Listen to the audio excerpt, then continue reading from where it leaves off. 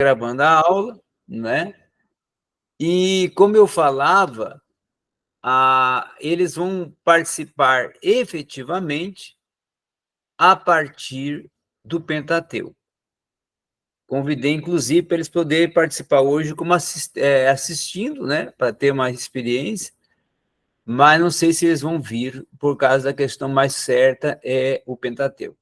A Lucilene Porvírio, ela trancou em razões de ela estar com muitas atividades e complicações na vida, até que ela, assim, pediu que, no momento, ela não tem condições de como prosseguir. A mesma forma ocorreu com a irmã Sâmila, não Sâmila não, Sulamita, que ela está fazendo doutorado, assumiu 4 ou 5 disciplinas na universidade, também tem a questão da filha, tem outras questões também pessoais, então ela, no momento, não tem como dar continuidade. Mas, em contrapartida, veio mais 2, uma da Suíça e o outro de Santa Catarina. Amém? Glória a Deus. E nós vamos dar início, então, né? Vamos dar início, porque eu estava falando que nós vamos ter 3 programações na aula de hoje. Temos o conteúdo, depois vou ler 3 trabalhos e depois, em terceira parte, passar para vocês a atividade avaliativa, a última, né, que vamos fazer nessa semana, que vai discorrer a partir de hoje até sexta-feira, porque sexta-feira, dia 15, que é sexta-feira que vem, nós já vamos iniciar o Pentateuco, que é os 5 livros de Moisés, ou seja, de Gênesis a Deuteronômio. E também, depois, por último, nós vamos ter a chamada. Sobre os trabalhos, todos foram bem, todos fizeram o trabalho com excelência. Por que o senhor não vai ler de todos? Porque o tempo é remido. Então, eu escolhi 3 e vou ler esses 3, mas não vou ler todo também, não é? Vou ler algumas partes só do trabalho, porque se eu for ler o trabalho em toda a sua abrangência, o tempo é muito grande para ler o trabalho toda a abrangência. Tem trabalho ali que, por exemplo, o trabalho da Aline, eu até peço desculpas a ela que eu não pude ler todo o trabalho, porque tinha, parece que 4 páginas, né? Era 4 páginas, então eu dei uma cortada para mim poder resumir o tempo. O mesmo eu irei fazer hoje. Irei resumir um pouco também o tempo para poder aproveitar a questão, principalmente, de nós entendermos mesmo como é que foi a proposta do trabalho e que é o mais importante que ler o trabalho em toda a sua extensão. Mas todos vocês fizeram o trabalho e tiveram um bom resultado. Eu considerei nota 40, que era a nota máxima para todos, tá? E outra questão também, que eu quero deixar aqui já registrado, que não precisa ficar preocupado, preocupada, tenso com a data. Eu não consegui entregar no dia, ou não está pronto no dia, a data como está marcado. Pode, eu sempre vou dar um espaço à frente.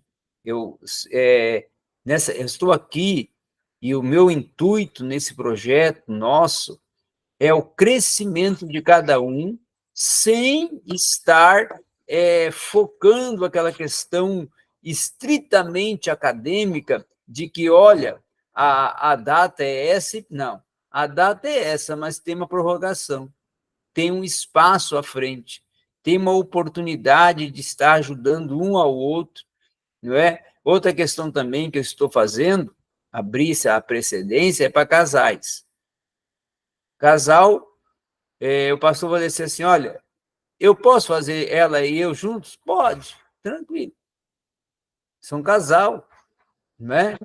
Quiserem fazer o trabalho junto, vai valer? Vai valer. A mesma coisa para o irmão Celso e a irmã Luísa. Podem fazer o trabalho junto, mas se quiser também fazer o trabalho, cada um o seu trabalho, pode assim também proceder. Amém? Alguma ideia, dúvida, pergunta, contribuição, sugestão?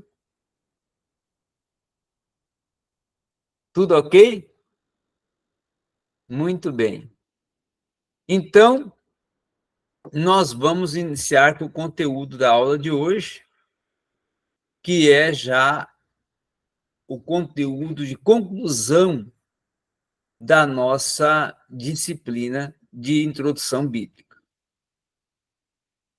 Antes de entrar no conteúdo, eu quero fazer uma pergunta. Eu até queria que todos estivessem presentes, mas aquele que tiver alguma sugestão pode depois, no privado, estar me dando a sugestão. Daqueles que não estão presentes em aula, eu digo.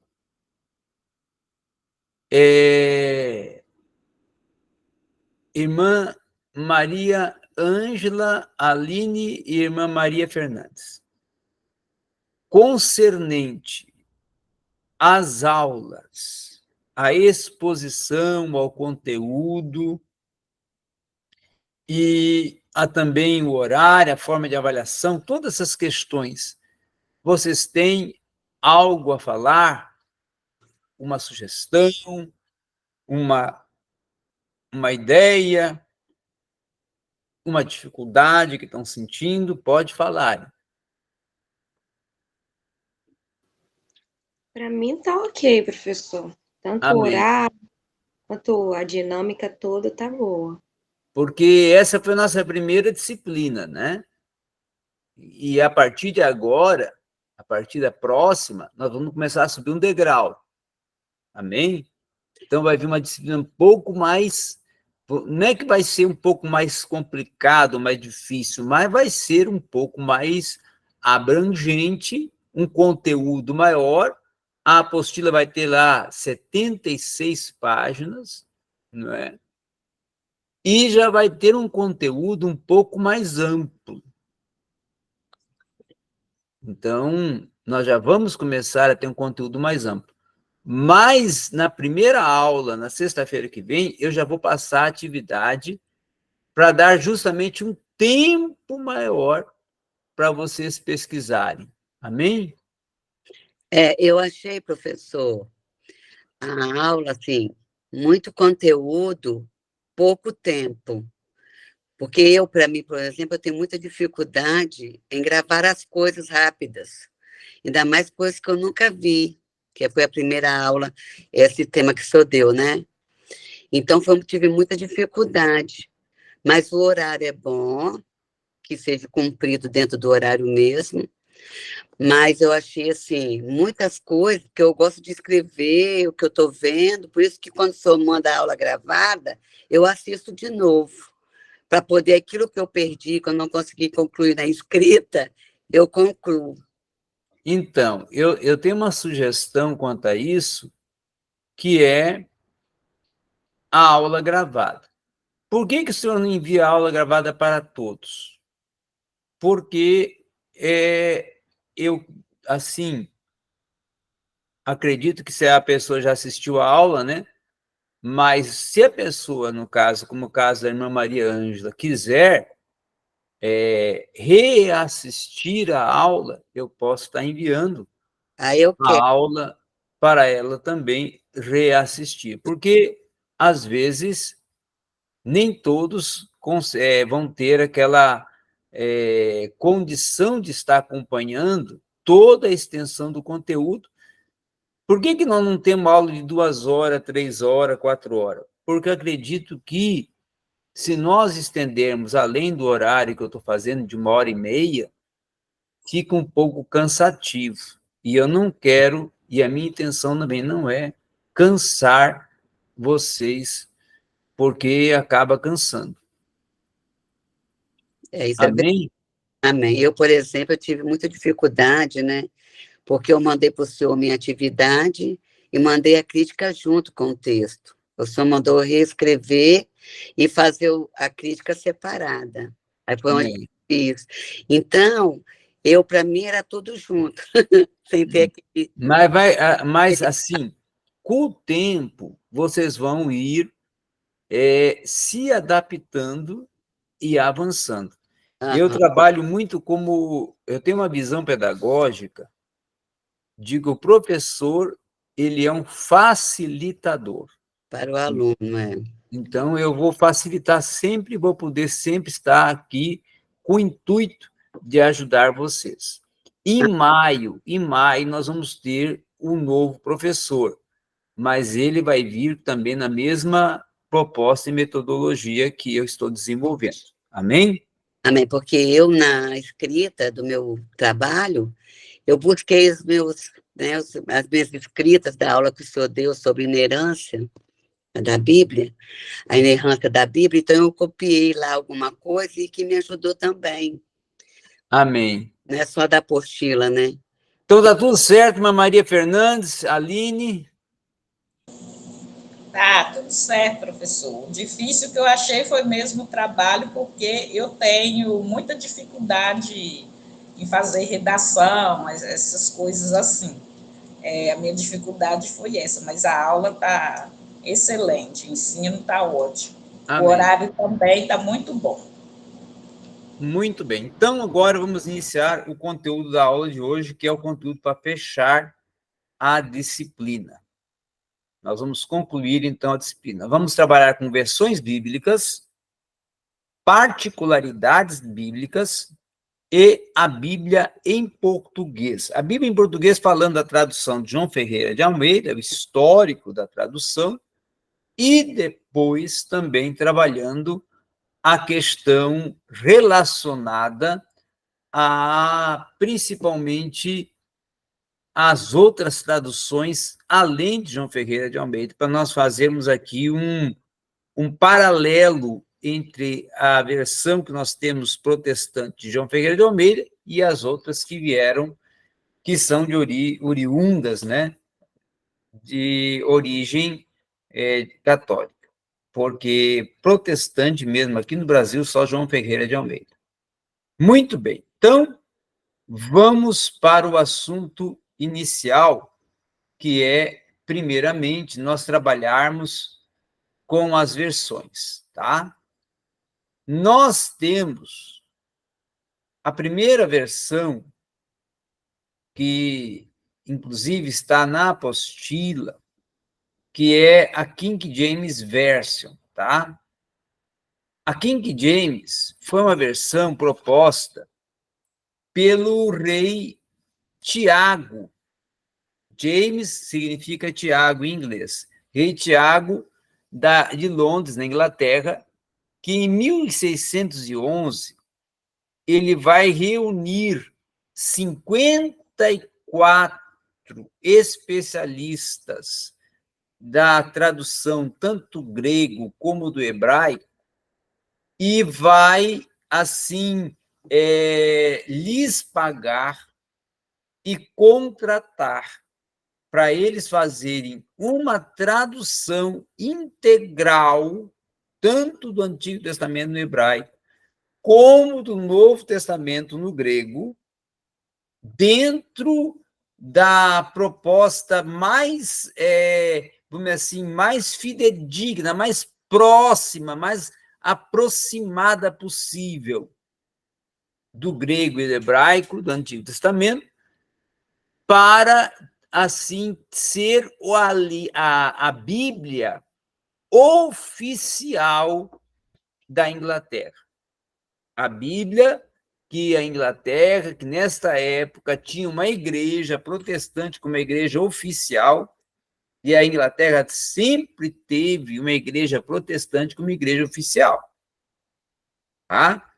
Então, qual é a igreja oficial da Inglaterra? É a igreja anglicana. então, que é protestante. Então, esta foi a proposta encabeçada por o rei Tiago, o rei James I, em 1611, justamente com essa proposta.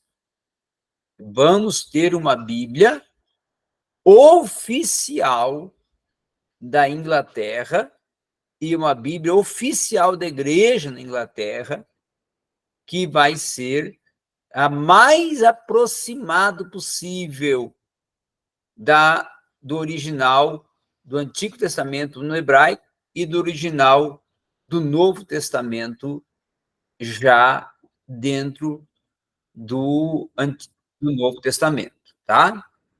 O pastor Valdeci chegou também. Com isso, anos mais tarde, tá? Já vai chegar também a proposta, principalmente, que nós temos que entender, de uma outra versão dentro da Inglaterra, não que esta versão que estava oficialmente considerada a King James fosse uma versão inapropriada. Não, ela era a versão oficial. Porém, um outro tradutor, tá? Um outro tradutor, que é o Edward Hubert, tá? O Edward Hubert, ele vai propor isso em 1768, uma nova tradução, porque, segundo ele, a tradução King James, ela estava escrita dentro de um inglês clássico. E a proposta de Edward Hubert era justamente o inglês mais coloquial, que oportunizasse camadas sociais que não tinham acesso ao inglês clássico da King James para poderem ler e para poderem entender e compreender a Bíblia, e principalmente a ideia também dele era alcançar, tá, nações colonizadas pela Inglaterra que não seguiam o inglês clássico da Inglaterra, como Estados Unidos e outras nações que seguiam o inglês mais popular, um inglês mais popular.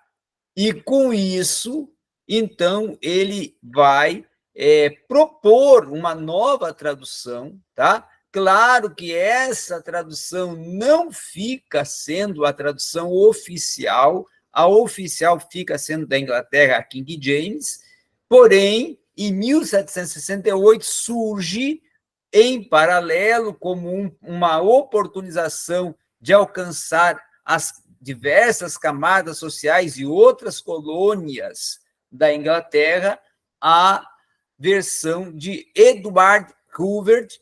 Porém, um outro detalhe, ele não fez o Antigo Testamento, ele traduz só o Novo Testamento. E aí, não só ele, mas outros também tradutores trabalharam com a tradução só do Novo Testamento. E aí surge a pergunta, por que esses tradutores, e uma grande parte deles, traduziu só o Novo Testamento e não o Antigo Testamento ou a Bíblia toda? Por considerar que o Novo Testamento seria assim, o testamento, a parte da Bíblia mais oportuna para a igreja, por tratar-se do Antigo Testamento ser mais histórico e profético. Tá? E, infelizmente, nós temos um conceito dentro da igreja de uma certa resistência com o Antigo Testamento. Vocês podem ver que a maioria das mensagens, dos estudos e até das oportunizações dentro da igreja vão trabalhando com o Novo Testamento. E eu considero que perde-se muito em não utilizar como deveria se utilizar também o Antigo Testamento. Tá? Porque ele é um fundamento não só histórico e profético, mas também científico até, como o caso de Gênesis, para nós compreendermos o Novo Testamento. Muito bem. Depois vai surgir a versão de Charles Thomson. Não é Charles, tem a Bíblia Thompson, mas esse aqui é Thomson, tá? Charles Thomson, que em 1808, ele vai ser o responsável por traduzir a primeira Bíblia no inglês norte-americano, ou seja, uma Bíblia oficial agora, uma tradução oficial agora para a América do Norte, seguindo a mesma proposta da King James, porém utilizando-se de um inglês que seria o inglês coloquial e popular, que é o inglês falado na América do Norte. Na América do Norte não se fala o inglês da Inglaterra, tá? Por exemplo, você chega... vou dar um exemplo aqui do inglês da Inglaterra. God. Na Inglaterra não se fala God. God se fala nos Estados Unidos. Tá? Na Inglaterra, o inglês da Inglaterra, de Londres, é good. Dá essa ênfase, tá? É mais próximo até de um contexto europeu e até da própria língua alemã, tá? Que é mais, dá uma ênfase maior na terminologia, tá? E na expressão verbal. Depois vamos ter também, dentro ainda dessas traduções, ou das versões mais conhecidas, a Bíblia de Noah Webster. Esta Bíblia de Noah Webster, ela foi a Bíblia, e é até hoje, a Bíblia, vamos dizer assim, mais próxima de uma tradução que foi feita com a proposta, principalmente, não só de uma gramática mais erudita, partindo do hebraico, partindo do grego, ou partindo do hebraico do Antigo Testamento e o grego do Novo Testamento, mas também trazendo algumas mudanças na linguagem, que foi uma proposta de Webster, tá? Com o intuito de ter uma Bíblia em que aproximadamente 150 palavras e frases que ele, Webster, considerava que na King James teria ou estaria com uma tradução não apropriada, ele vai refazer uma gramática, que seria a gramática da Nova Inglaterra, para atualizar a King James, e aí lança a Bíblia Noah Webster, que seria uma revisão proposta por Webster da King James Version, tá? Alguma dúvida, alguma pergunta sobre esse assunto? Pastor Valdeci já está aí presente, sempre tem contribuições importantes. Como sempre, 1000 perdões, é o que eu estava com um grupo de irmãos aqui, recebi um grupo de irmãos, por isso que eu abri só agora a sala. Mas, pelo que o pouco eu ouvi aqui, pastor, tá sob controle, tá? Deu para entender direitinho as diferenças. Agora, uma outra questão também a considerar é as versões contemporâneas, de 2000 para cá, esses 24 anos, que para mim, isso ideia própria minha, consideração minha própria, tem sido 2 décadas de decadência nas versões bíblicas. Por quê? Vou justificar o porquê essa minha pontuação. Porque tem suscito versão, e tem a cada dia sendo publicada versões com intuito única e exclusivamente comercial. Único e exclusivo posição comercial. Por quê? Eu vejo uma camada da sociedade, um nicho, né? Nicho é mesmo que segmento, um grupo, que ali tem uma forma de pensar, e até uma linguagem, e até uma ideologia, e aí lança uma versão em cima dessa proposta. Com isso, eu desconstruo a integralidade do texto bíblico e adapto à realidade desse segmento. E aí eu sou totalmente contrário. Totalmente contrário. É a partir disso que vai surgindo aí Bíblias, versões de todo tipo de que você imaginar. Até já temos versão da LGBTQIA. Sim, temos. Tá? Então, tem versões de todo tipo. Uma vez eu estava numa livraria em Minas Gerais, e é numa segunda-feira, depois de uma agenda, e chegou um rapaz, assim, ele tinha piercing em todo local que você imaginasse. O corpo todo, até o rosto tatuado. E aí ele veio lá na livraria, e eu estava ali vendo, e eu comecei a observar, oferecer para a livraria, para dono da livraria, para gerente, uma versão bíblica que ele e mais alguns colegas dele tinha feito para alcançar os punks.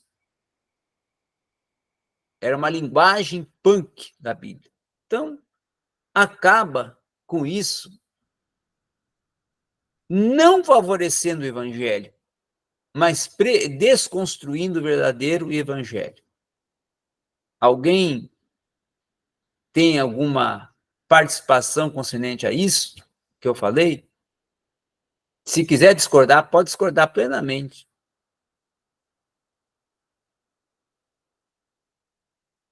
Aline concorda, Irmã Maria Nazaré, Irmã Maria Fernandes. Glória a Deus. Concordo com o que você falou. Na verdade, os seres humanos, né, eles querem colocar sempre, moldar a Bíblia e o Senhor a eles, né? Eles não querem mudar, se transformar pela palavra de Deus, mas querem enquadrar a palavra de Deus neles, né? Tentar enquadrar a palavra de Deus nele é igual nas igrejas, como está acontecendo em muitas igrejas, graças a Deus não são todas, né? Mas que hoje as pessoas não querem ser transformadas, elas querem continuar fazendo suas coisas que faziam antes de conhecer a Cristo e não mudar, continuar na mesma, né? Não querem se mudar. Pastor Valdeci. Na verdade, tudo que o senhor falou, e reforçando o que a irmã acabou de falar, nós vivemos nos últimos dias, ou nos últimos tempos, o evangelho da conveniência. Que é conveniente para mim, eu vou doutrinar, digamos assim, eu vou te pincelar versículos especiais que é conveniente a mim. E ali, então, eu crio, eu faço, então, aquilo que mais atrai as pessoas dentro daquele próprio entendimento. E a gente vê isso aí não é de agora, não, já faz alguns anos, como o senhor disse, de 2000 para cá, principalmente. Por exemplo, a gente pode citar como exemplo a questão dessas igrejas agora que tem esse pensamento voltado para a ideologia de gênero, que eles pegam aquela passagem do amor de Davi com Jonathan, e aí ele faz convenientemente essa questão do gênero ali, o amor fraterno, que é o amor de Davi para Jonathan, eles colocam como amor eros, para digamos assim, formalizar aquilo que é o conveniente para eles. Então, essa é a minha contribuição nesse sentido, pastor. É verdade. Infelizmente, essa é a verdade. Meu povo, vamos em frente. vamos agora falar do nosso amigo João Ferreira de Almeida. A tradução de João Ferreira de Almeida, e é muito importante nós estudarmos afinco essa questão, principalmente para compreendermos, tá? João Ferreira de Almeida, ele era pastor reformado holandês, tá? A igreja na Holanda, ela é uma igreja que vai surgir principalmente a partir da proposta da reforma do calvinismo e da igreja reformada. Quando utiliza-se reformado para o calvinismo, está errado. E igreja reformada também está errado. Por quê?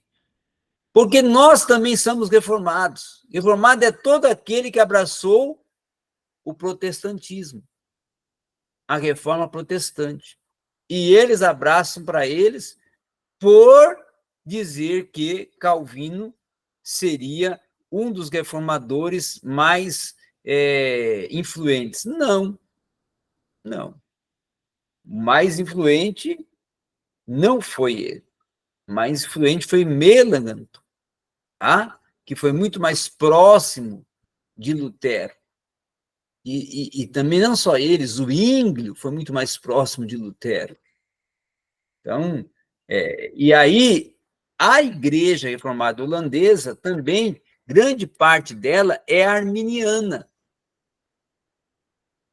Porque Armínio, Jacobus Armínio, ele foi pastor da igreja reformada holandesa que se manifestou contra o calvinismo e aí fundou o arminianismo. Então, o João Ferreira de Almeida, quando fala igreja reformada, ele era calvinista? Não, ele não era calvinista. Vocês entenderam? Ele era arminiano que estava dentro de uma igreja reformada. Porque a igreja reformada, vamos dizer assim, era a igreja oficial da Holanda no século XVII. Então, João Ferreira de Almeida, ele vai morar um tempo, quando ele era, vamos dizer assim, adolescente, tá?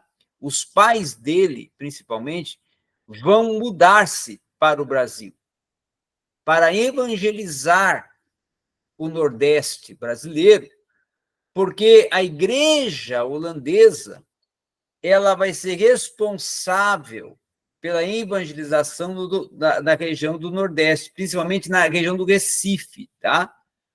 Que foi a ocupação holandesa no século XVII, ela primou alcançar e administrar e conduzir essa, vamos assim, administração, e não só administração, mas também, vamos dizer, até colonização, mesmo sendo portuguesa, tinha influências de outros países, como a Holanda foi uma grande responsável pela colonização do Nordeste e principalmente regiões do Recife, como quando você vai para o Sul, nós vamos ver lá o caso de Alemanha e Itália. E assim vai indo outros países, outros estados que foram outros países, tá? E aí, com isso, os pais dele fizeram parte desta esquadra holandesa que vai trabalhar com uma evangelização das regiões do Recife e do Nordeste. Tá? Mais tarde, ele, então, volta para Portugal, tá?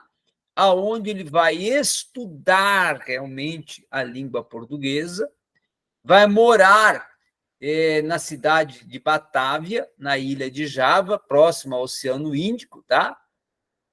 Que hoje é considerado a região de Jacarta, capital da Indonésia. Tá?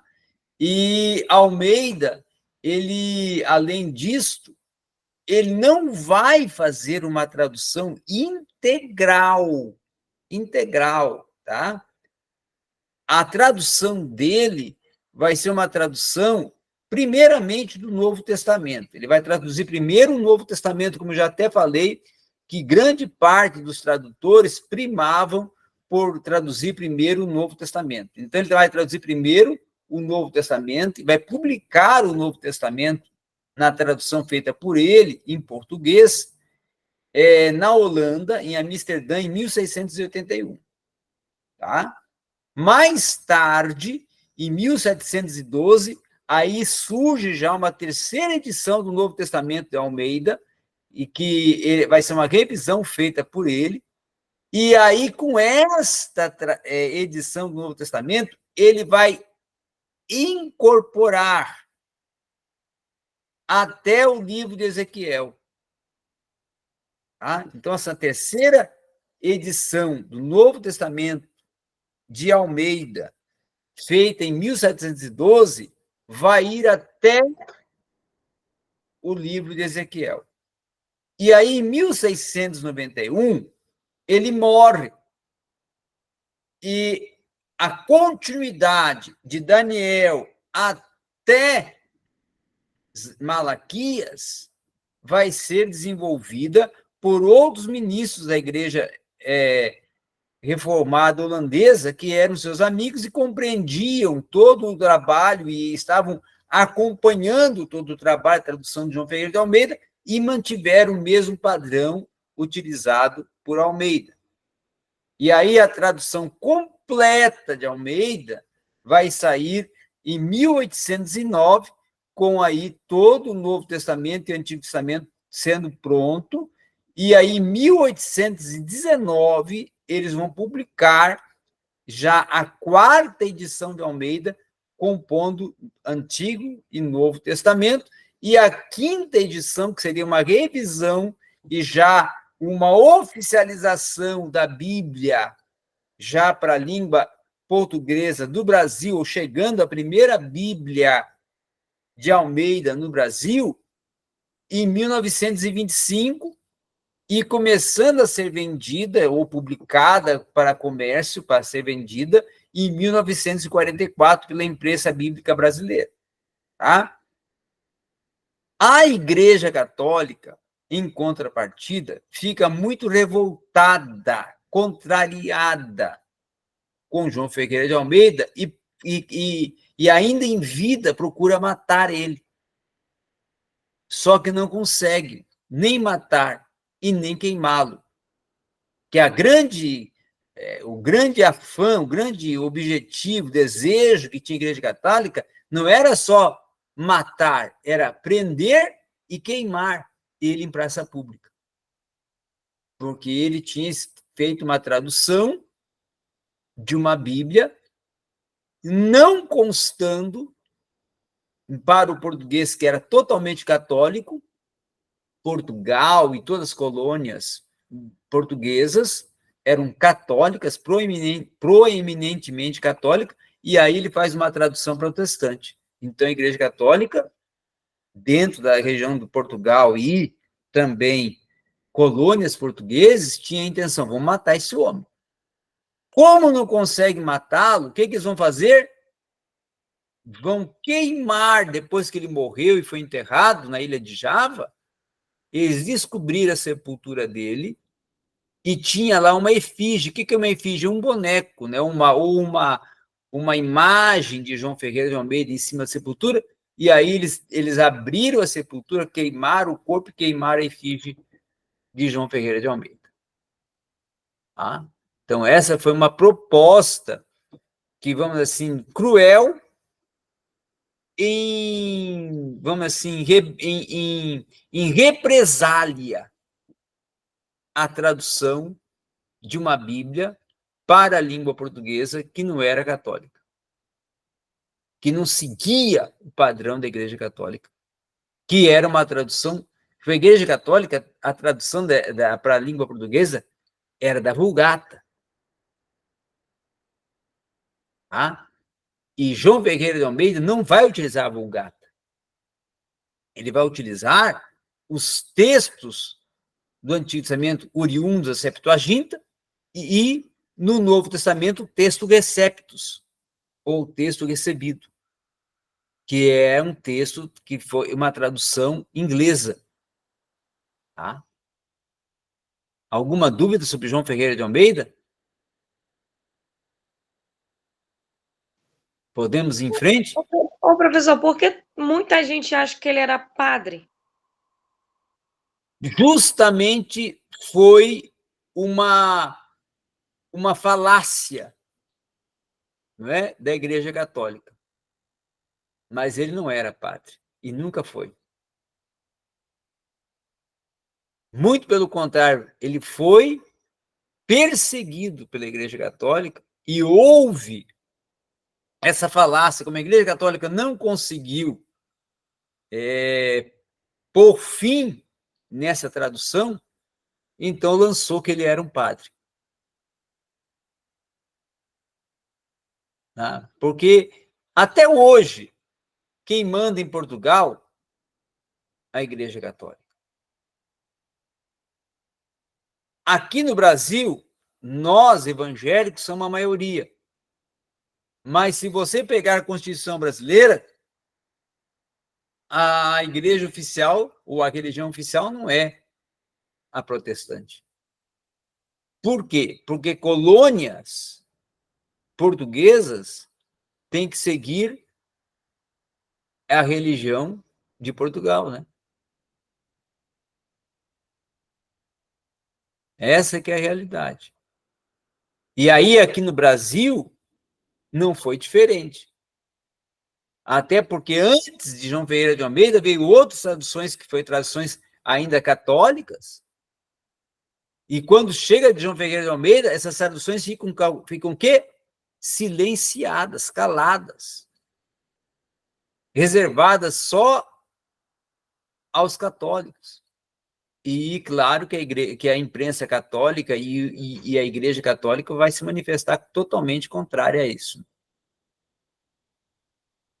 E aí nós vamos ter outras traduções, que seriam as traduções escritas por padres, a de Antônio Pereira Figueiredo, que foi integralmente da Vulgata, né? Antônio Pereira de Figueiredo, integralmente da Vulgata. Depois nós vamos ter também a de Humberto Holden, que era um padre. Olha essa aqui que interessante. O Humberto Holden, pessoal, ele era um padre, e ele vai fazer a tradução para a Igreja Católica da Vulgata, só que ele, mais tarde, abandona o catolicismo. Abandona o catolicismo, se converte ao protestantismo, e antes da sua morte, ele inicia uma tradução protestante e não conclui. Tá? E não conclui. Depois vamos ter a de Matos Soares, que é a tradução mais, vamos assim, utilizada por eles, sendo considerada a Bíblia litúrgica deles, né? A de Matos Soares. E aí surge aquela pergunta, que muitos podem se perguntar. E a Bíblia de Jerusalém é boa? Posso ter? E a Bíblia Tebe? Porque algumas livrarias evangélicas têm lá a Bíblia Tebe e a Bíblia de Jerusalém. Né? O que vem a ser a Bíblia de Jerusalém e a Bíblia Tebe? A Bíblia de Jerusalém e a Bíblia Tebe foi duas Bíblias de tradução ecumênica, ou seja, pastores e padres formaram um colégio de mais de 200 tradutores, tá? E linguistas, né?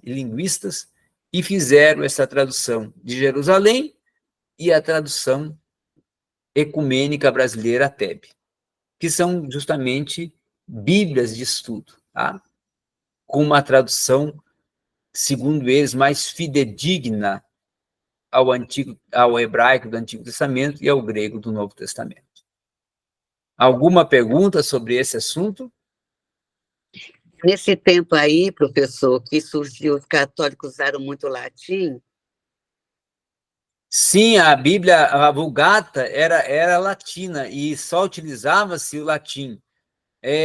A missa, ou verdade, a Bíblia foi começada a ler nas línguas oficiais dos países após a Reforma Protestante.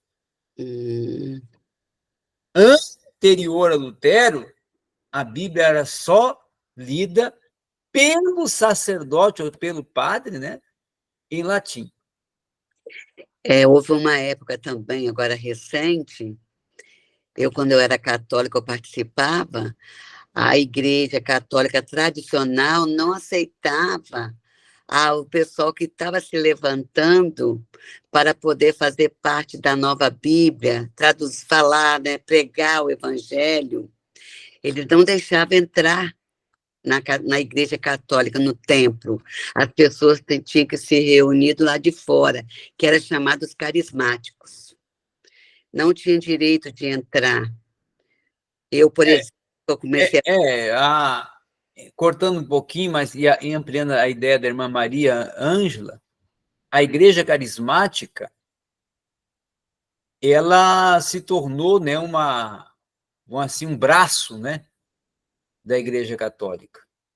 Sim, mas foi com muito custo deles aceitarem dentro do tempo tradicional, porque eles falavam que os carismáticos estavam sendo igual os crentes, né?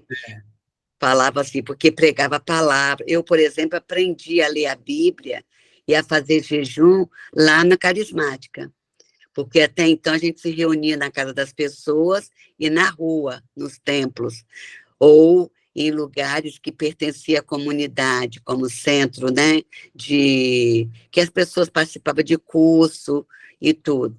Então, eu comecei a ler a Bíblia e a fazer jejum através da Igreja Católica, carismática, porque aí foi a maior dificuldade para os padres e os bispos aceitarem, foi com muito custo. Amém. Muito bem. Irmãos, então, sobre esse assunto, ok. Posso passar para o próximo slide? Ok. Vou passar para o próximo, então, para nós irmos avançando. Agora nós vamos entrar nas particularidades bíblicas, tá? Particularidades bíblicas. Ou particularidades do texto bíblico. As palavras em itálico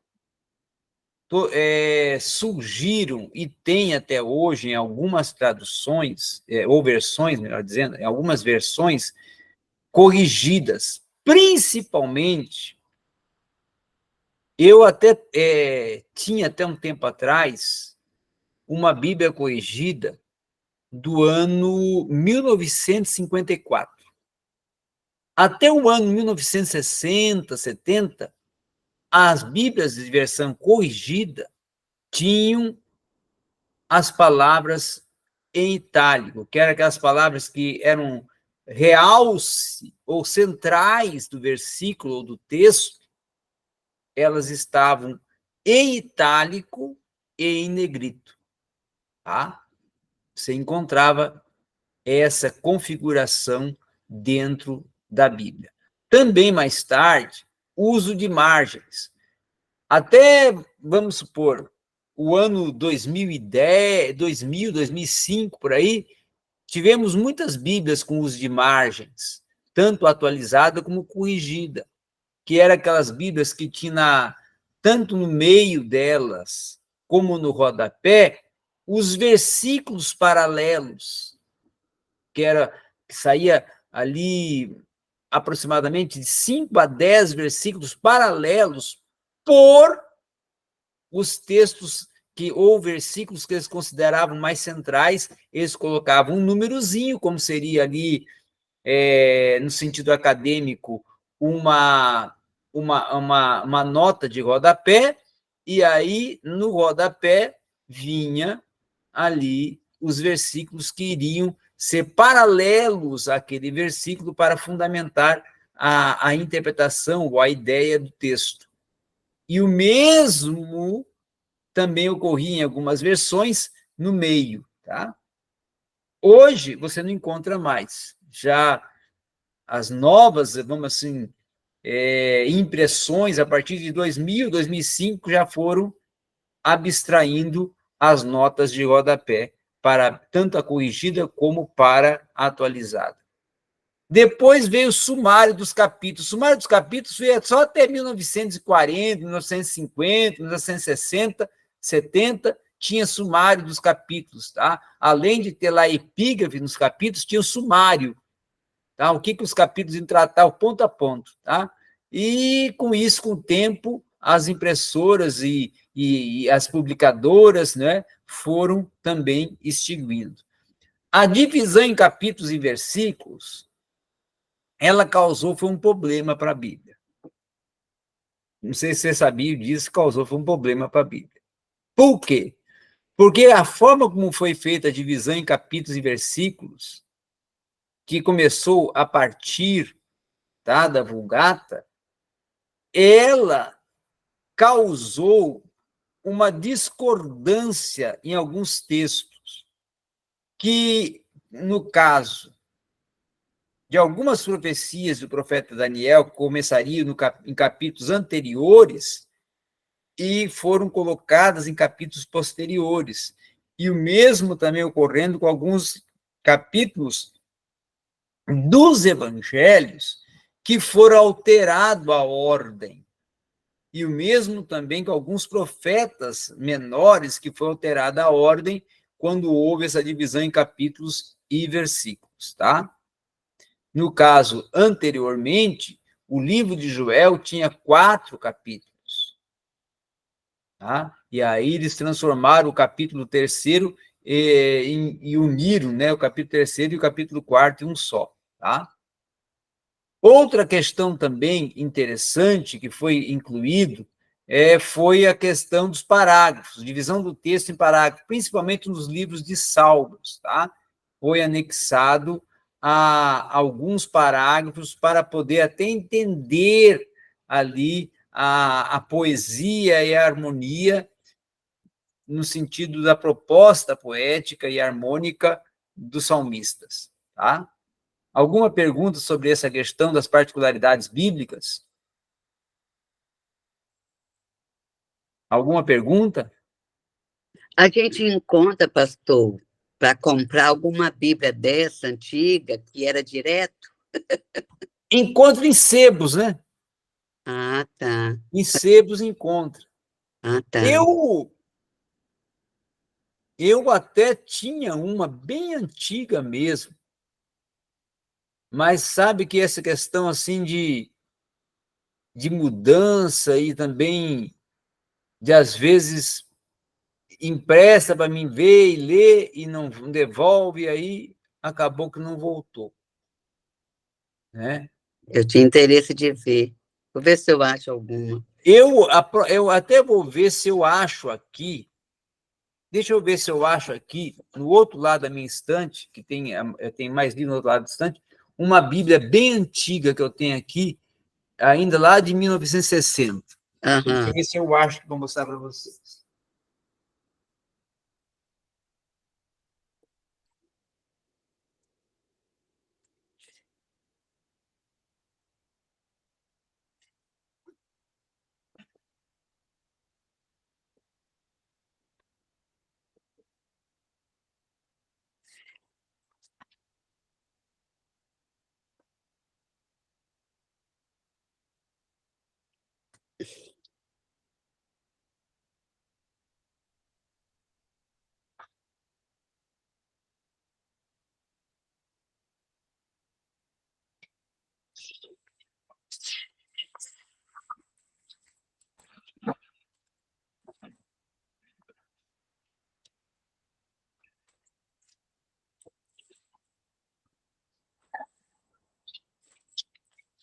Eu não achei uma tão antiga, sim, mas achei uma aqui que é uma relíquia.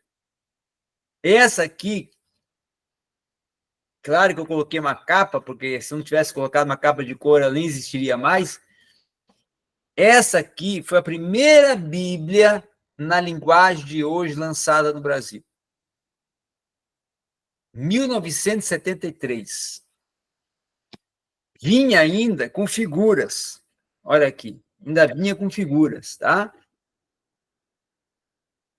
Vinha, e era justamente para alcançar os jovens.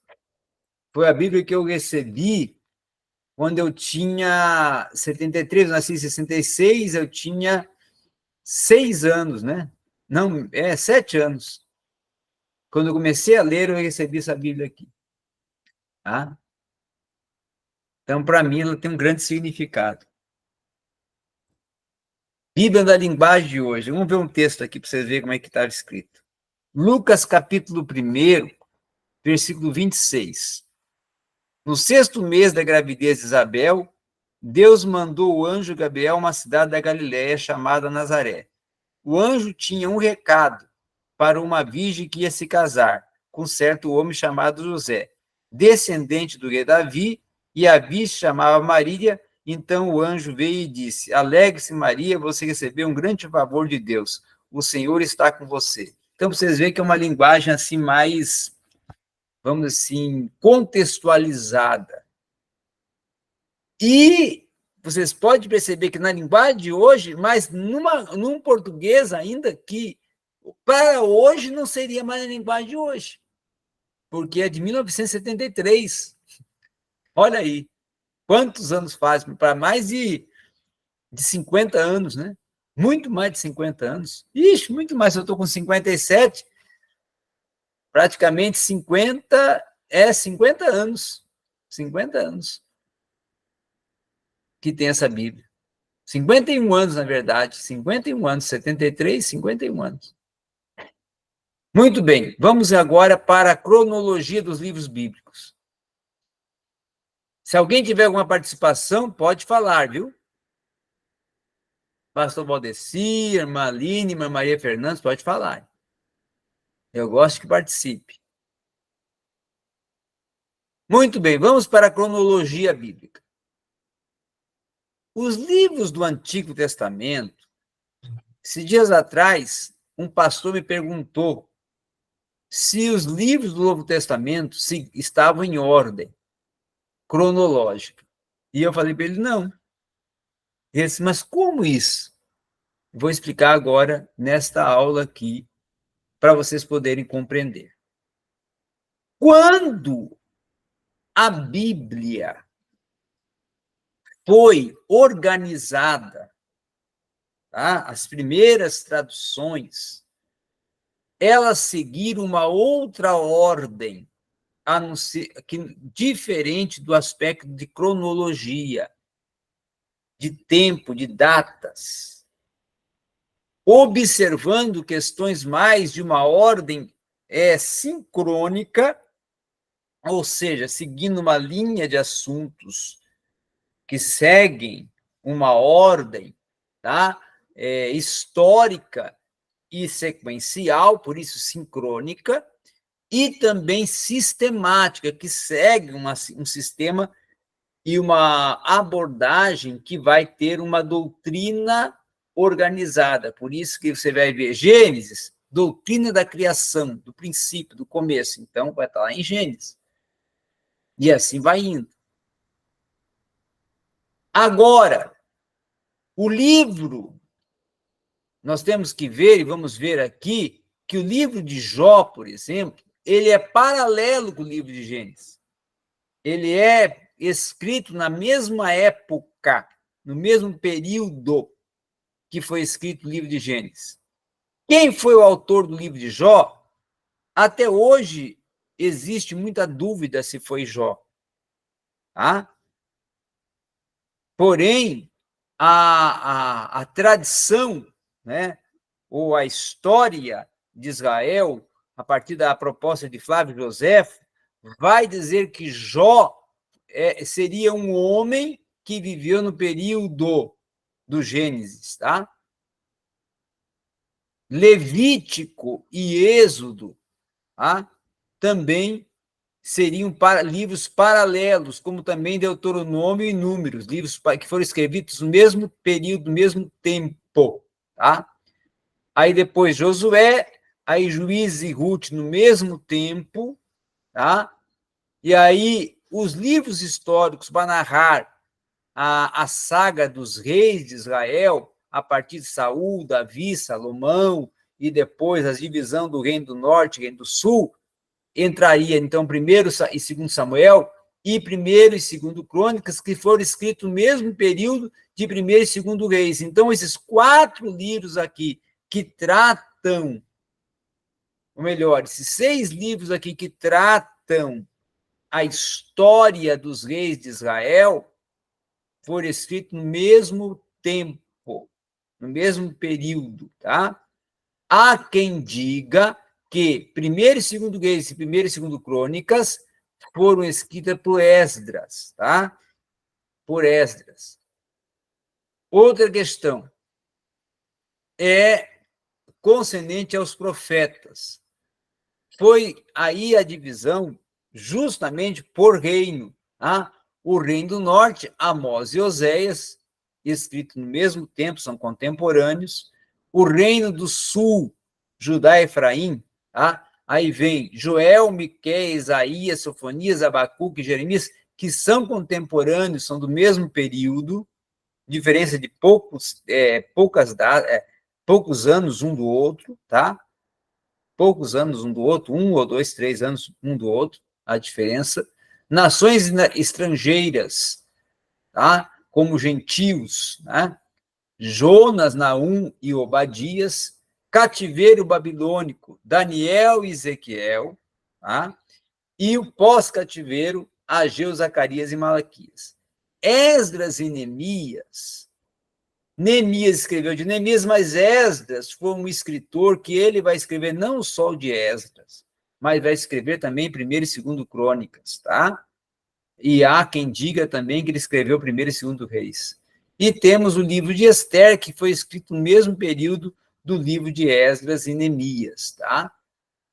E claro que essa seria uma ordem que também nós temos que considerar a ordem que, nesse período dos reis, está sendo escrito a sabedoria hebraica, ou os livros poéticos, tá? No caso, os Salmos, e aí a sabedoria hebraica, Provérbios, Eclesiastes e Cântico dos Cânticos, tá? Escritas por Salomão, e os Salmos, escritos por Davi, justamente nesse período de governo monárquico, ou da monarquia em Israel. Alguma dúvida sobre essa questão? Pastor Valdeci, irmã Aline, irmã Maria Fernandes, irmã Maria Ângela, alguma dúvida? Não, pastor, está tranquilo, está compreensível. Bom, assim nós encerramos a disciplina de introdução bíblica. Todos compreenderam bem essa disciplina? Eu perguntei no começo até, pastor Valdeci, como que tinha sido essa primeira experiência, que foi a primeira disciplina, né? Porque a partir de agora, a carga vai subir um pouquinho, não é? Não quer dizer que eu vou mudar, não, eu vou continuar sendo o mesmo Danilo de sempre que está aqui com vocês para ajudar, sou facilitador, sou ajudador. Só que o conteúdo vai ser maior e vai ser mais tenso. Por exemplo, Pentateuco já é um conteúdo bem mais tenso. Vamos trabalhar com criação, depois vamos trabalhar com travessia, depois vamos trabalhar com questões relacionadas a leis. Então, vai ter questões muito mais abrangentes. E vai ser, claro, um conteúdo maior, até de apostila, 76 páginas. Está tranquilo assim? O senhor gostou da metodologia? Da forma como foi trabalhado os trabalhos? Não, está tranquilo, perfeito. Para mim, assim, está sendo bem dinâmico, até porque a metodologia que o senhor está usando para transmitir o conhecimento é bem facilitador, que é a função nossa ou do professor, né? O professor ele não tem que ser o agente complicador, ele tem que ser o agente facilitador. E a forma como o senhor está ministrando a aula aí, de uma maneira bem tranquila, nessa primeira parte, obviamente, né? Está dando para a gente pegar perfeitamente. E eu te relembrei coisa aqui que há muito tempo eu já tinha até me esquecido. né? E agora, com essa segunda fase aí do Pentateuco, esses 5 livros aí, penso eu que será, creio eu, que você vai continuar com a mesma metodologia.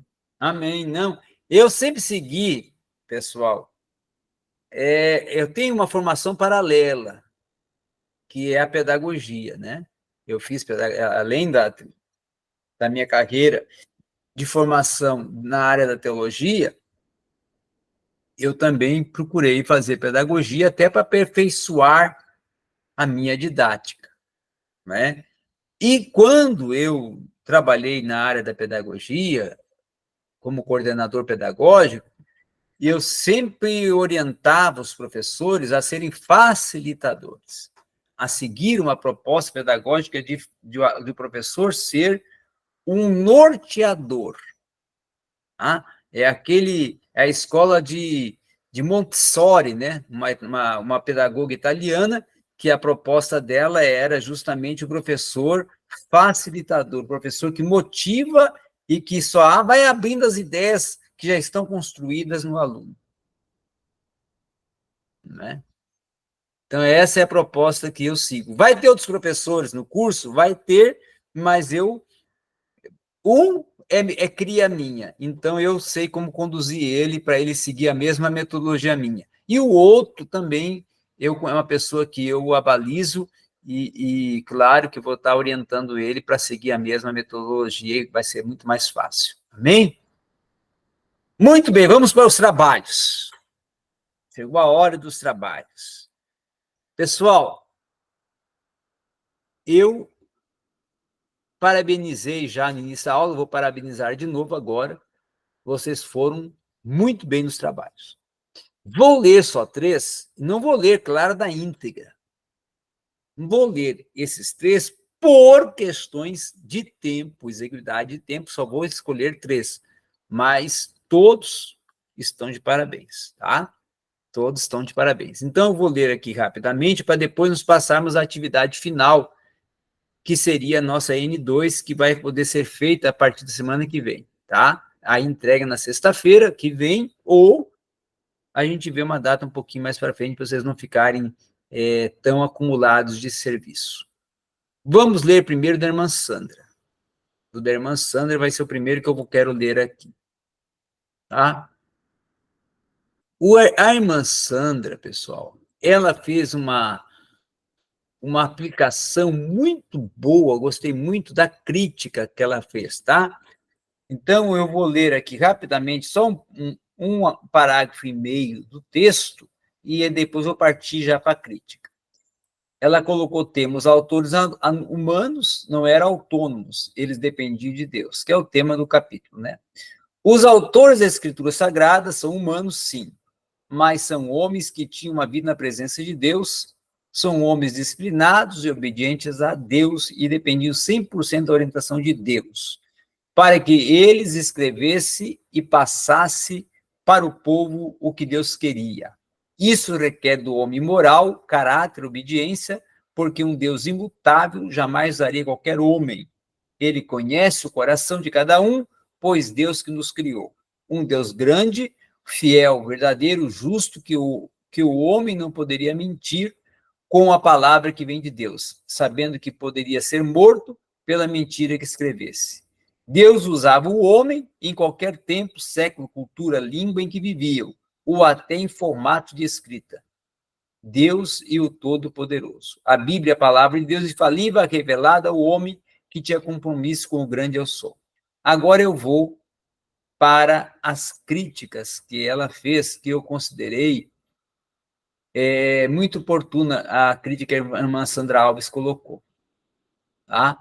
A irmã Sandra Alves, ela colocou, principalmente, destacando a questão de Berkoufer e de Karl Barth, tá? Ela falou assim, ó, eu não concordo quanto o Karl Barth, ou Barth, indica que a Bíblia, para ele, sempre foi um indicador falível da revelação humana. Tá?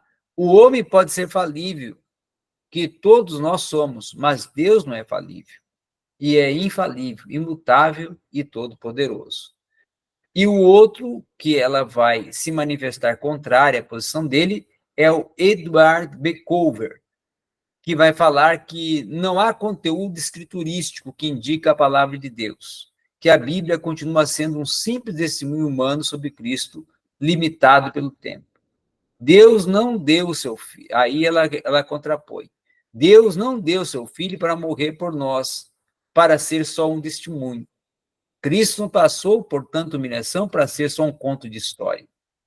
Cristo morreu na cruz, foi sepultado e ressuscitou, para que nós tivéssemos o direito da vida eterna, e não foi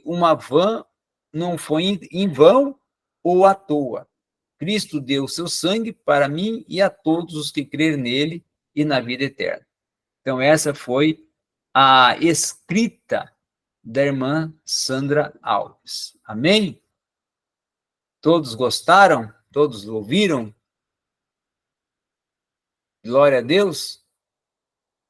Agora vamos para o pastor Valdeci. Como eu expliquei o caso, viu, pastor Valdeci, para que fique claro que quem é casado, a esposa pode fazer junto com o marido, viu? Amém. Então, o caso até do irmão Celso, que embora o irmão Celso, ele fez o dele e a irmã Luísa fez o dela, se eles quiserem daqui para frente fazerem em comum acordo, um só trabalho, será recebido e está liberado, ok? Muito bem, então, o trabalho feito pelo casal, pelo pastor Valdeci e a irmã Sayonara, é esse que eu vou ler agora. Quer dizer, eu vou ler não todo o trabalho, certo? Eu vou ler uma parte dele, tá? O pastor Valdeci, inclusive, seguiu uma ordem acadêmica, até no sentido da metodologia utilizada para o curso de Direito, que eu gostei muito. Ele colocou assim: tese central. Teve por objetivo central abordar questões a respeito da origem ou não da teoria humana das Escrituras, a inspiração divina como fonte de instrução, assim como a verdade limitada de Deus. O autor, ainda que sem intenção, mostra que a Bíblia traz em seu bojo os contornos especiais do propósito da salvação humana, de maneira que, ainda que escrita por homens, ensina e testifica que foi inspirada por Deus, apontando o futuro da humanidade e mostrando as deficiências, ou mostra as deficiências e os defeitos da criatura e a falta dos princípios que levam os leitores o entendimento de que testemunhas podem ser falsas ou verdadeiras, portanto, uma falsa impressão que os seus ensinamentos são falíveis, o que não corresponde à realidade.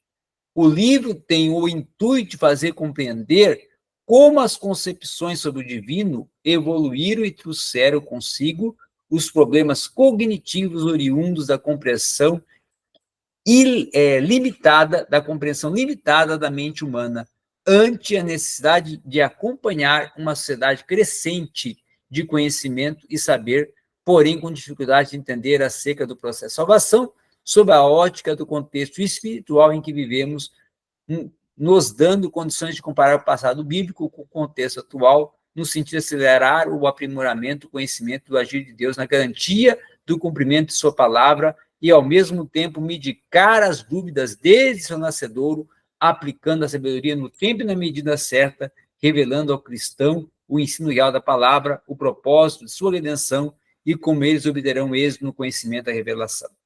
Agora eu vou partir para a crítica.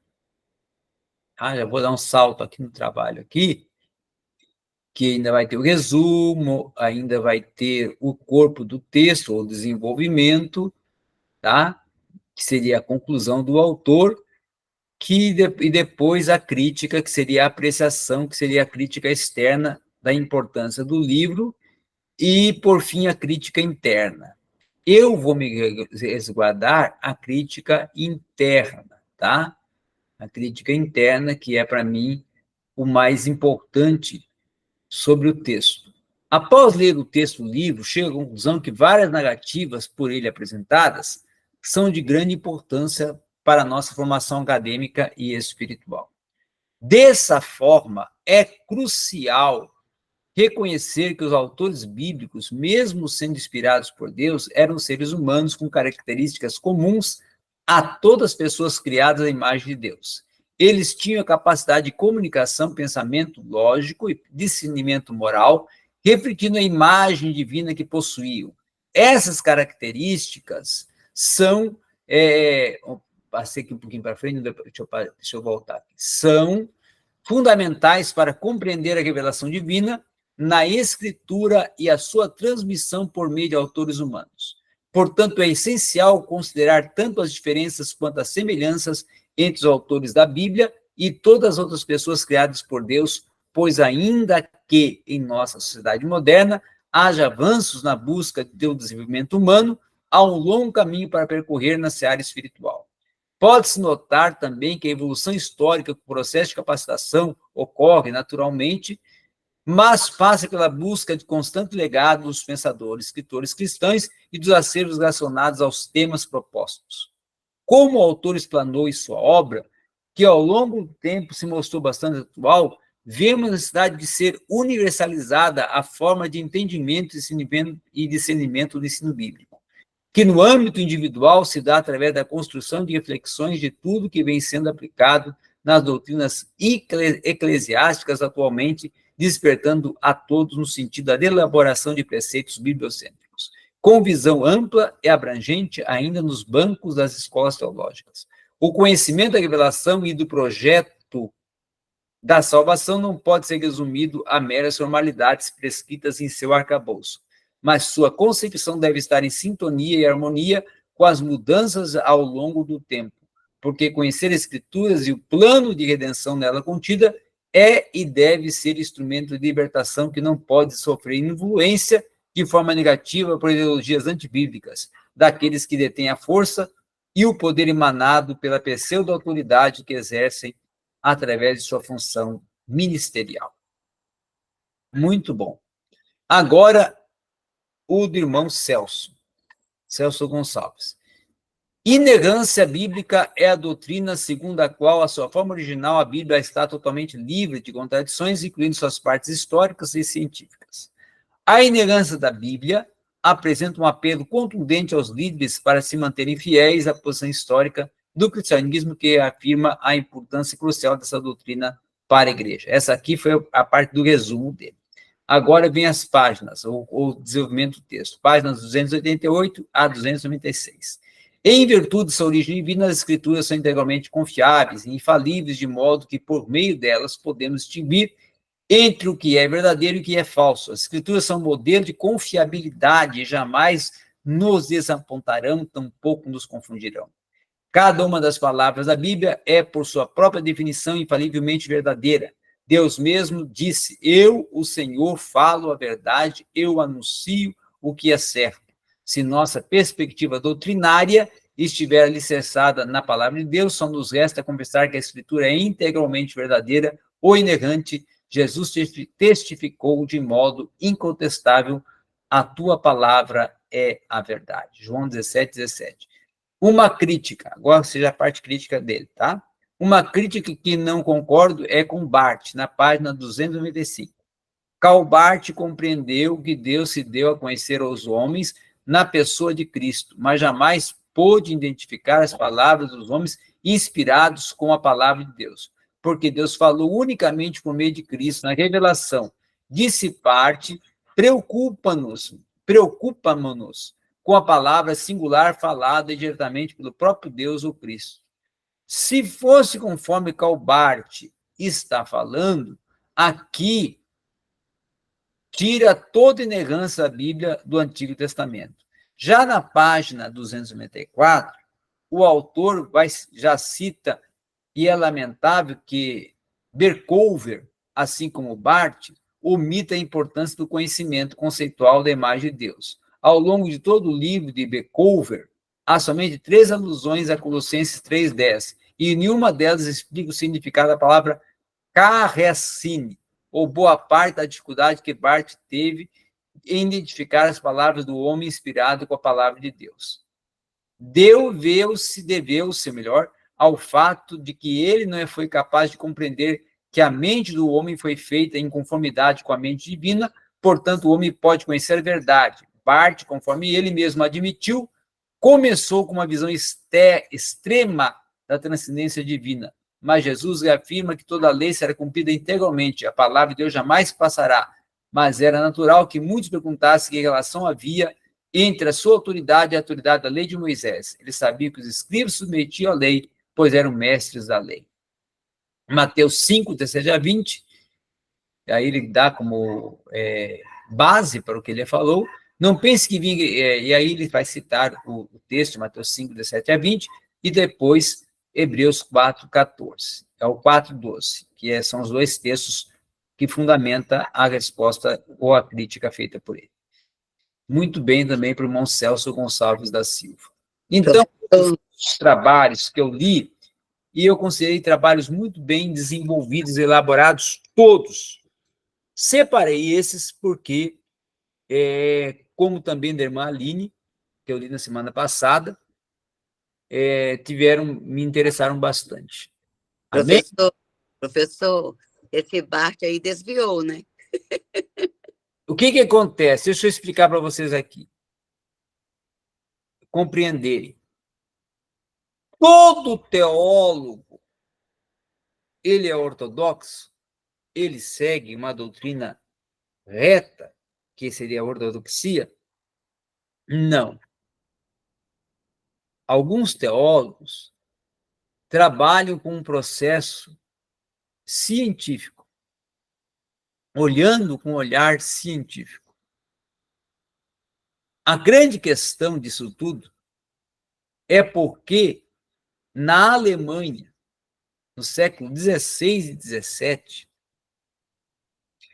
e até o século XVIII, o título de teólogo era um título federal, ou seja, era uma autoridade federal.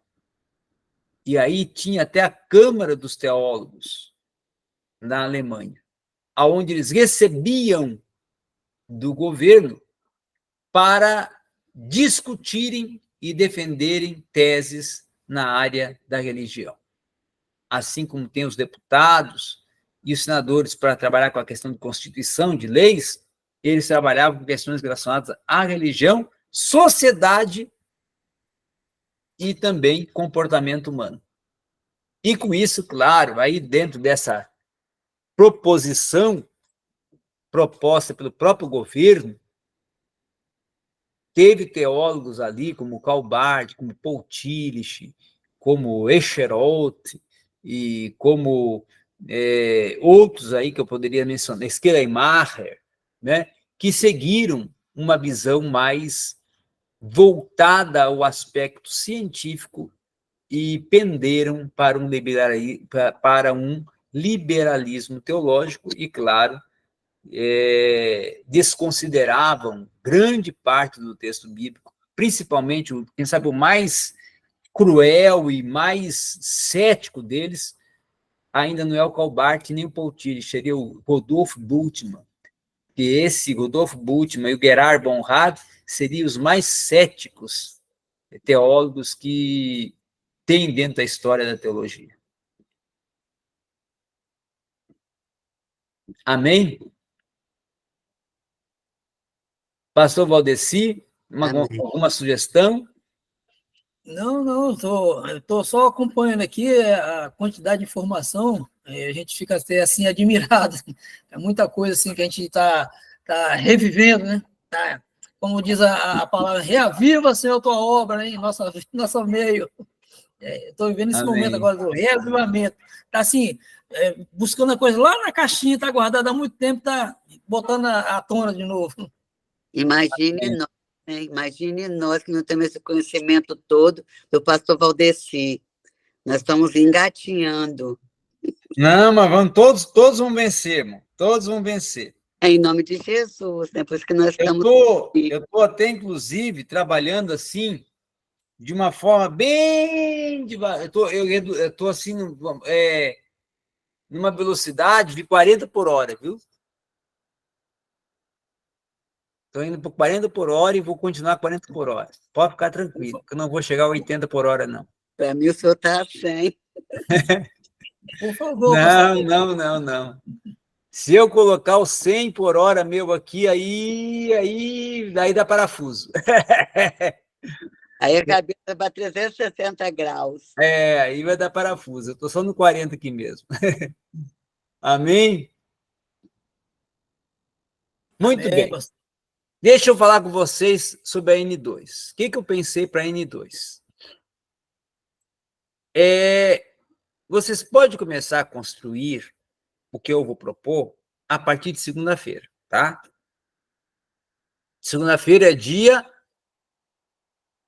11, né?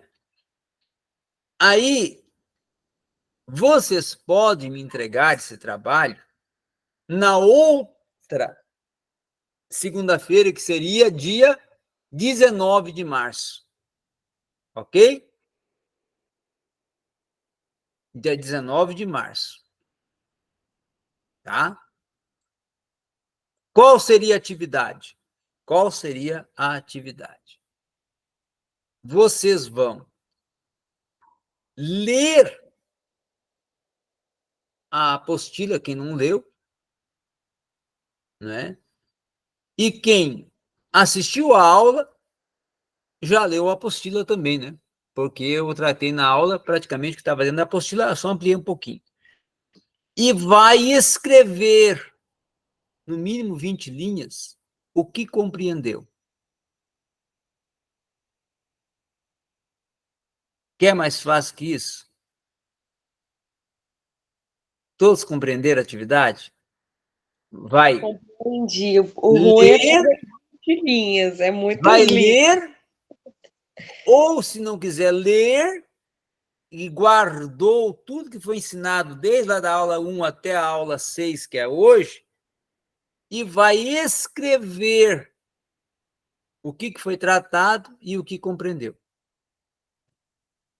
Esse 9 páginas. Deu uma hora, imagina 54. Não é 19 páginas, não, Não, 9 páginas que nós lemos da apostila. Ah. Deu um trabalho, imagine 54. Não, mas não precisa ler toda a apostila. Vou repetir. Se não quiser ler a apostila, não precisa. Compreender o que foi tratado desde a primeira aula até a aula 6, que é a aula de hoje, vai escrever o que entendeu e vai colocar ali não só o que entendeu do assunto, tá? Mas também, se quiser até mencionar algo que foi tratado, ou mencionar alguns assuntos que foram tratados, também pode mencionar nessas 20 linhas a 30, que vai ser esta... Não é bem uma redação, mas seria uma abordagem dos tópicos e também das aulas, falando o que compreendeu, tá? A gente pode separar por tópicos? Pode separar por tópico, como também pode separar por aula. Porque vai ser bem melhor, mais resumido. Amém? Todos entenderam? Amém. Eu entendi. Amém. E eu vou colocar lá no grupo, agora, depois da aula, essa explicação para aqueles que, no caso, faltaram, que é no caso do irmão Tiago, né? E da irmã Sandra. Porque a irmã Sayonara, o pastor Valdeci, vai explicar para ela, e vou falar também para o pastor, para o irmão Celso, né? E a irmã Luísa, no grupo. Pastor, a irmã Sayonara, ela está aqui próxima, porque nós recebemos, um pouquinho antes da aula, recebemos um grupo de irmãos aqui, e então Não, eu tranquilo. pedi para ler a aula e ela então está dando lá assistência pessoal. Tranquilo. Aí o que acontece? O senhor explica para ela como é que é fazer, vocês vão fazer juntos, e depois também a mesma questão com o irmão Celso e a irmã Luísa. Amém? Muito bem, então, vamos encerrar? Vamos ensaiar com uma oração, então, que hoje eu vou convidar para fazer essa oração o pastor Valdeci. Amém. Lembrando de orar pela Sandra também, Ah, né? Meu Deus, foi bom a Aline me lembrar. A Aline está sempre nos ajudando a lembrar. Irmãos, vamos fazer uma oração junto, cara, que o pastor Valdeci vai estar orando. Vamos aproveitar para orar para a irmã Sandra e pelo esposo, principalmente pelo esposo. O que aconteceu? O esposo sofreu um acidente hoje à tarde, por isso que ela até não pôde participar da aula, tá? Eles foram ao hospital para fazer os exames de rotina da pós-acidente, que tem que fazer, né?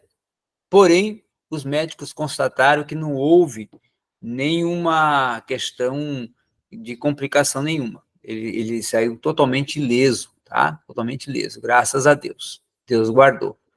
Vamos, então, estar orando, né? Por eles que passaram por esse momento difícil nessa tarde de hoje, tá bom? Muito obrigado, Aline, que me fez lembrar. Eu acho que eu vou nomear, ou vamos fazer uma votação, mas vamos fazer uma votação semana que vem da líder da turma. Não é? Mas a Aline tá cotada. Vamos, então, orar aí com o pastor Valdeci. Eu voto com o relator para a Aline, tá? Tá bom. Vamos orar então, irmãos. Eterno Deus e soberano Pai, somos gratos a Ti, ó Deus, por esses instantes na Sua presença. Deus, queremos agradecer ao Senhor pelo ensinamento, ó Deus, por tudo aquilo que foi ministrado nesta noite, ó Deus, pela disponibilidade, ó Deus, do pastor Danilo, em ser o nosso mestre, essa importante disciplina, em especial por este curso que estamos fazendo. Queremos agradecer a Deus por todos aqueles que estão aqui presentes, ó Deus, cada aluno aqui representado, suas famílias. Suplicamos do Senhor, ó Deus, a tua mão de poder para guardar e livrar de todo mal. Nesta noite também, ó Deus, nós queremos apresentar ao Senhor a nossa irmã Sandra e seu esposo, ó Deus, e agradecer ao Senhor pelo livramento concedido, porque o Senhor esteve com ele em todos os momentos, ó Pai, e nós suplicamos do Senhor, continue a abençoar este casal, ó Deus, para que eles possam estar de pé na sua presença. Ó Deus, nós oramos a Ti, ó Deus, por essa semana que se encerra, ó Deus, que o Senhor esteja nos abençoando, nos preparando para estarmos aqui novamente na semana que vem, ó Deus, diante dessas atividades, o Senhor esteja nos capacitando, ó Deus, nos dando o discernimento necessário para que possamos, ó Deus, aplicar os nossos conhecimentos naquilo que está proposto. Assim nós oramos, já agradecido por tudo, em nome de Jesus. Amém. Deus abençoe. Até sexta-feira que vem. Amém. Paz, Senhor, para todos. Paz.